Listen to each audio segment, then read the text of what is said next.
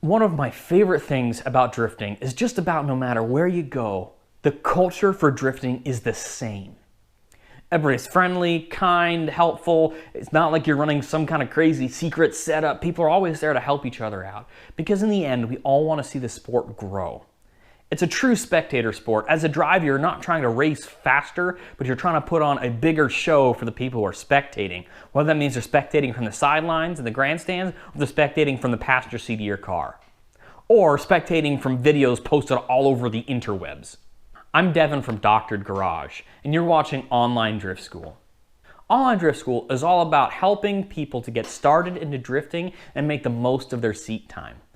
I've been involved in drifting for about 10 years now, and I've been to drift events in 5 different states, and I've driven at 6 or 7 different tracks now. And at some of these tracks, we ran dozens of different layouts.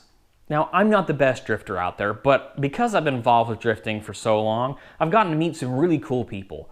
Formula Drift drivers, former Formula Drift drivers, grassroots heroes, Pro-Am, Pro-2 drivers, and all these different people. They've given me feedback along the way, so I wanted to pass along what I've learned to each of you. In this episode, I'm going to talk about how to get started into drifting. I see all the time on drift social media groups people asking for secret street spots that they can hit and practice before they actually head out to the real racetrack. That's not what you should do. And even then, to get started into drifting, you don't even need a car. The best way to get into drifting, in my opinion, is to figure out who your local drift organization is and volunteer at some of the drift events that they put on. Some of my absolute favorite memories of drifting wasn't even when I was driving. It was when I was helping at drift events. I started drifting in Utah as a part of the Salt City Drift. It used to be iDrift, now it's Salt City Drift organization. So when I got started, before my car was running, before my car was even really somewhat built, I volunteered at drift events. There's all kinds of different stuff that you can do at an event. They're not going to give you something that's too difficult or too fast of a learning curve. They're not going to give you something with too much responsibility, so you don't have to worry about you causing an accident on track or have to know all this stuff. Really, it's pretty straightforward. Some of the volunteer positions that organizations typically have are a cone snagger. So when somebody boots the cones off track or plow a couple over, you run out there and put them back into position. Or you could be the guy that sits at the start line that tells people when to go out on track.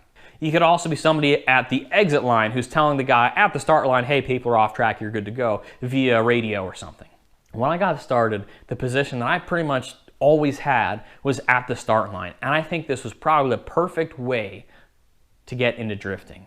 It gave me the opportunity to talk to all these drivers as they pulled up to the start line before they headed on a track. I could talk to them about their car, how long they've been drifting, ask them for tips and tricks, ask them what's most difficult, and things like that, so I could figure things out even before I started driving my car. Usually when you're volunteering at an event, they'll also give you free time to go for some ride-alongs. They usually also get you in for free, so if you're broke or on a budget like I was when I started, it makes it a lot cheaper to get in. Once you start to build relationships with fellow drifters, those connections are going to help you immensely with when you're starting out.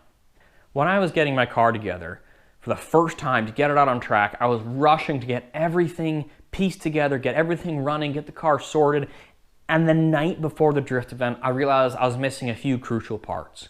I'd been volunteering at the events for probably about a year at this point, so people know who I was. I posted up on those social media group and said, hey guys, I'm really bummed I'm not going to be able to drive tomorrow. I need XYZ things and I can't get them, so count me down, I'll be there to volunteer again. The responses I got from these people that I'd met through drift events, or people who I hadn't even met but knew my face because they'd seen it on the videos of the drift events, offered to give me stuff. Whether they offered to give me flat out the parts that I needed, or to borrow parts that they weren't using, or hey, borrow this part, or you can have this part and buy it from me later. It was absolutely incredible, and this is all through the connections I made.